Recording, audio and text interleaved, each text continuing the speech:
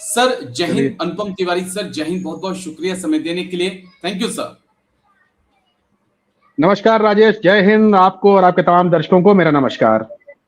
Thank you sir, आपने समय दिया, शुक्रिया इसके लिए। दरअसल जी अ, राजेश, बताएं, मैं सुन पा रहा हूं आपको।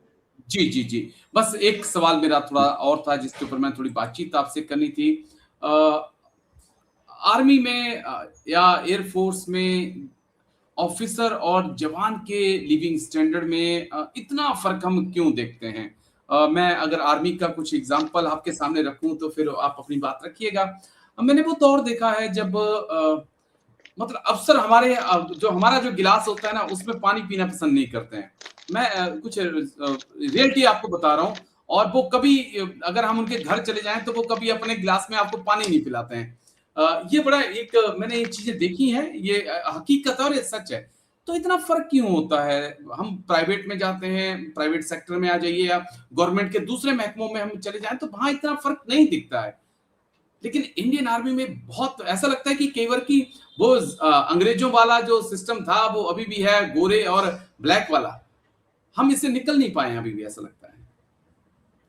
और इसमें दोषी कहीं ना कहीं राजेश हमारे हमारा सिस्टम ही है, हमारी सेनाओं का सिस्टम है, जिसने कि अंग्रेजों की उस चीज को आज तक फॉलो किया हुआ है जिसको कि 1947 में ही छोड़ देना चाहिए था। और ऐसा नहीं कि छोड़ने की कोशिश नहीं करी गई है। दरअसल इसकी शुरुआत ये हुई थी एक डिसिप्लिन के नाम पर। ये समझा गया था कि जो ऑफिसर होता है वो डिसीजन मेकर है, वो प्लान करता है और उसको एग्जीक्यूट करने की, जमीन के ऊपर उसको सफल बनाने की जिम्मेदारी जवानों के अंदर होती है। तो एक डिस्टेंस रखा गया कि एक जो डिसीजन मेकर है और जो एग्जीक्यूशन में लगा हुआ लड़का, इनके बीच में एक डिस्टेंस रखा गया। और वो डिस्टेंस इस तरह का नहीं था कि आप पानी भी ना पिए, आप घर भी ना बुलाएं, आप छुआछूत जैसा माहौल रखें। तो मुझे लगता है कि अगर जैसा आप बता रहे हैं, मैंने तो अपने एयरफोर्स में कम से कम ये चीज नहीं देखी है।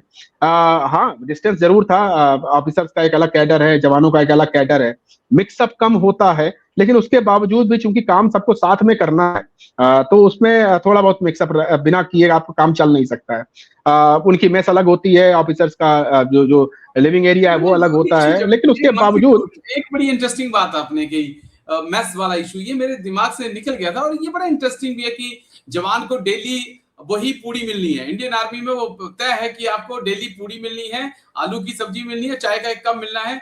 बहुत रेयर चांस होते हैं कि कुछ चेंज हो जाए, कभी कुछ अलग से बन गया। लेकिन दूसरी तरफ हम देखते हैं कि पूरी डाइट ही चेंज होती है। आपको ब्रेड है, बटर्स है, जैम लगेगा, फ्रूट आपको मिलेगा। ऐसा थोड़ा सा कभी ऐसा लगता है कि यार इतना डिफरेंस क्यों है? जवान ने भी बॉर्डर पे लड़ना है, अफसर ने भी लड़ना है, और कोई कितना भी बड़ा ऑपरेशन क्यों ना हो, बिना जवानों के बहादुरी के सक्सेसफुल नहीं होता है। जवानों का बहुत सेक्रीफाइस, बहुत बड़ा योगदान होता है। देखिए राजेश, बात बिल्कुल सही है आपकी।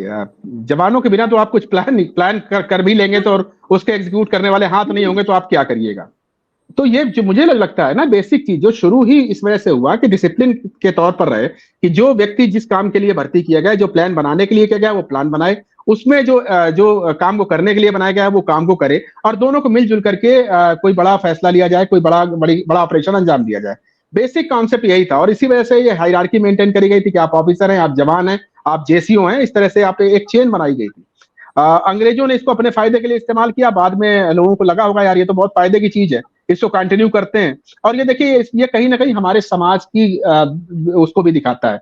हमारे समाज की नब्ज भी तो ऐसी है। हमारे गांव का एक विधायक आ जाता है, वो उसकी क्या हैसियत है, वो चाहे हमसे कम पढ़ा लिखा हो, चाहे हमसे हमारे बराबर कभी उसने पैसे ना कमाए हो, या हमसे शिक्षा में दीक्षा में हर चीज में कम हो, हमसे कमजोर हो, लेकिन वो आ जाएगा तो हमारा पूरा गांव का गांव उसके पीछे भाग जाएगा। कोई सेल्फी खिंचाएगा, उससे कोई गुलदस्ता पकड़ाए दे रहा है, कोई कुछ कर, ये एक मानसिकता जो है ना, ये समाज से ही सेना में आई है।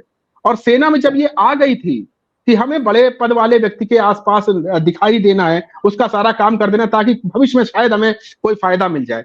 तो ये चीज वहां से, समाज से चीज सेना के अंदर आई, और सेना में कुछ लोगों ने इसका जबरदस्त फायदा उठाया। समय समय पर ये बातें आई थी कि ये जो दूरी है उसको आप कम करें। जितना आप मिक्सअप होंगे जवान और ऑफिसर, उतना बेहतर आप रिजल्ट दे सकते हो। और इसका उदाहरण बहुत सारी सेनाएं दे रही है। मैंने काम किए कई ऑपरेशन में, फ्रांसीसी वायुसेना के साथ, रशियन वायुसेना के साथ मैंने काम किया है। वहां पे ये चीज हमको बड़ा देखने में आश्चर्य लगता था कि ये लोग कैसे कर रहे हैं। एक ही व्यक्ति आता है, वही राफेल उड़ा के ला रहा है। और ये मेरे मेरे साथ की बात है, मैं खुद दंग रह गया देख करके।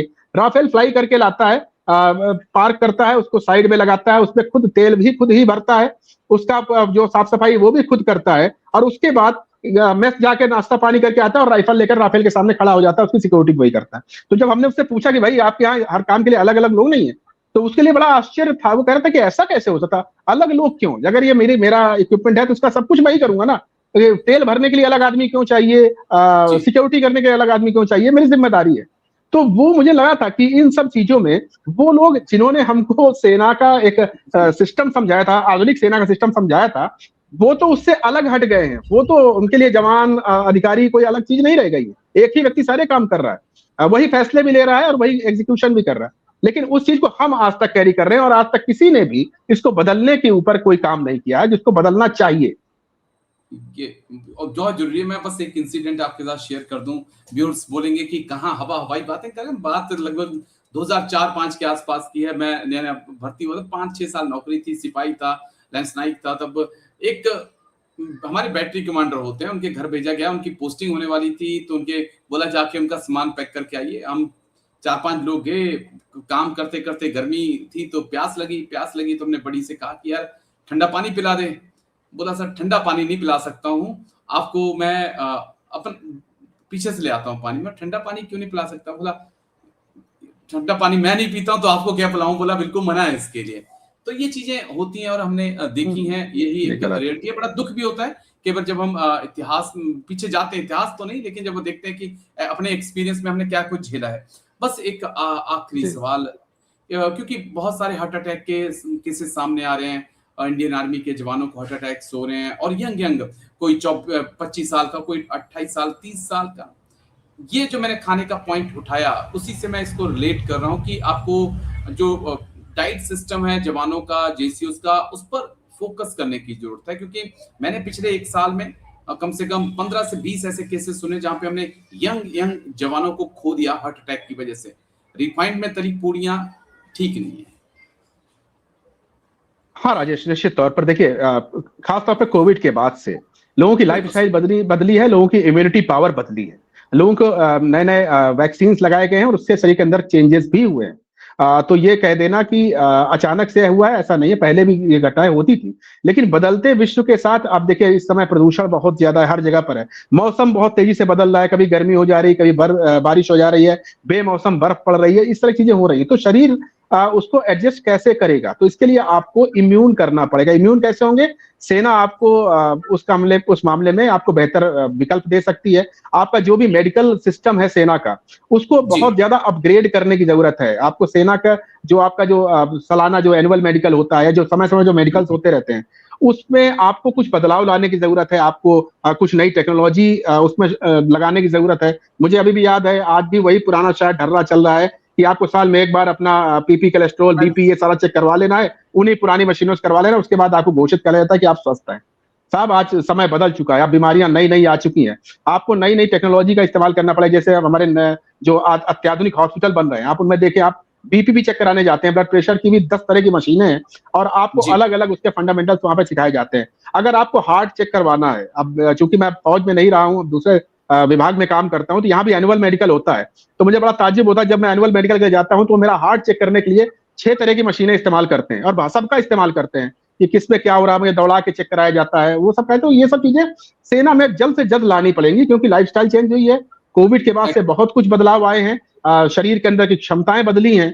तो उसके अनुरूप भारतीय सेनाओं का मेडिकल पैटर्न भी बदलना चाहिए। और खाने के ऊपर जो आपने कहा ना, खाने की, तो खाने का तो हमेशा से ये माना जाता है कि सेना का जो खाना है वो भले ही स्वादिष्ट ना हो, लेकिन सर्वोत्तम होता है। तो अगर वो जो रिफाइंड इस्तेमाल हो रहा है, जो भी, अगर वो सर्वोत्तम नहीं है, तो आप अपनी सेना के साथ धोखा कर रहे हैं। इस पे बहुत फोकस करने की जरूरत है। लेकिन चलिए, ये भेदभाव जितना जल्दी कम होगा उतना ही जवानों के लिए अच्छा भी होगा और देश बेहतर की होगा। सुरक्षा के लिए भी अच्छा होगा। लेकिन शुक्रिया, बहुत बहुत शुक्रिया अनुपम तिवारी सर, आपने समय दिया और दोनों ही मुद्दों पे आपने बात रखी। थैंक यू सर, जय हिंद, take care. Thank you sir, thank you, thank you sir. जय हिंद राजेश।